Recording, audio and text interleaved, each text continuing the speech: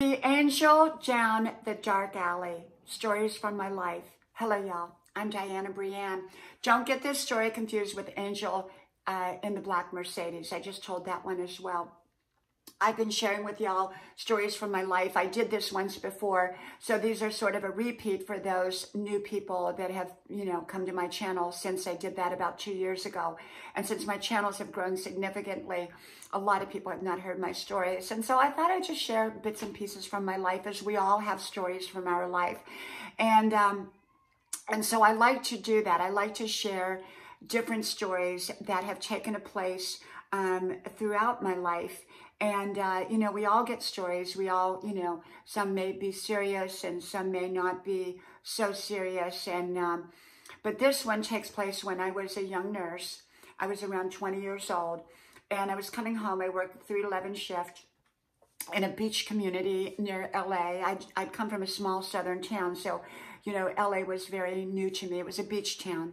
And my apartment was was down a dark alley.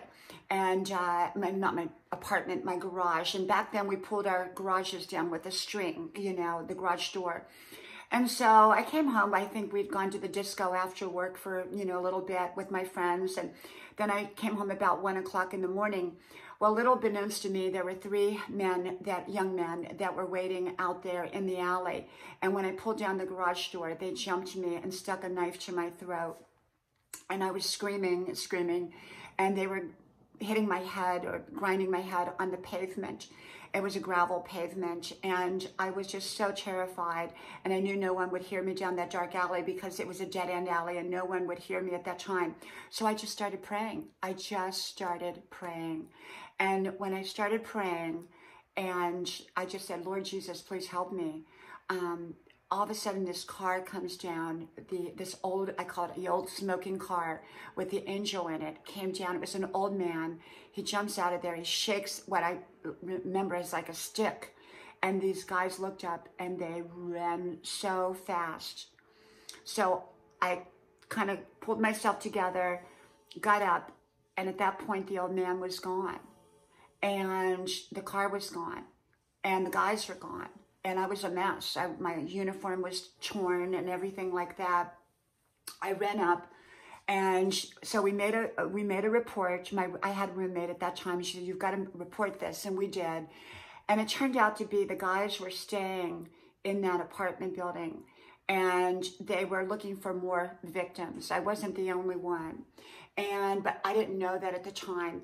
And so one night, they didn't know which apartment I lived in. So one night, I was terrified after that. I mean, I would bolt my doors, and I really suffered from PTSD for a period of time after that. And so I couldn't sleep. And so I happened to hear them talking outside the apartment. And so I called the police, and when I heard the police sirens, I thought it was, they were coming, to my assistance.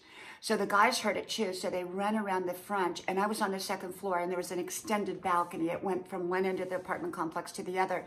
And so I was in my nightgown, and I went out there, and I jumped out on the balcony, and I started screaming at them, yelling at them, and chasing them. I was on the balcony chasing them, and they were down below.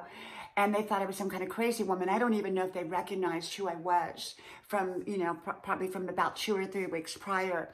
And so in the meantime, there's no cops. There's no police. The police were going somewhere else. So there I am. I saw them run into an apartment. So I started yelling, started screaming, and people all came out of their apartments. And, we were all standing out there waiting for the police. Finally, the police came. They knocked on the door. The guys wouldn't answer it, but they couldn't go in because for some reason, so they didn't bust down the door, nothing. And so I had to go down. I had to report it all and everything like that. I really don't know what happened to those guys, but I do know that there was other incidences, and I think that may or may not have been related to them. But I do believe that eventually they got caught and everything like that. But at that time, I was young and I felt very vulnerable. And yes, they did listen to me. But, being that there was no other people that this had happened to up until that point, I guess, or that they knew that were connected to those guys, they really didn't do anything about it at that point. Later, I believe that they did. And so I call it the angel down the dark alley that saved my life, you know, when I prayed out loud, because Grandma used to say, pray to Jesus. If you need help, pray to Jesus. And so I did. And, you know, that was a very, very scary time. And I really went through a lot of trauma after that. I was so scared, so scared. At night, I couldn't sleep. If anyone came up to me too close and, you know, like to hug me, I would just jump back. And that went on for about 2 years. I mean, it really was quite traumatic. And I never really understood how people could be so affected from a traumatic event until I went through one. And then I understood. It's sort of like a PTSD type of situation. And so anytime I would hear a noise, I would jump suddenly. And so, you know, it's important to be vigilant. Don't park your car in a darkened area where there's nobody at, you know, in my opinion. Be very, very safety conscious. And to this day, I'm extremely safety conscious. Okay, another story from my life. May God bless you. I hope you like, share, subscribe, and I do hope you enjoy my stories. And I hope to talk to y'all soon again. Bye-bye.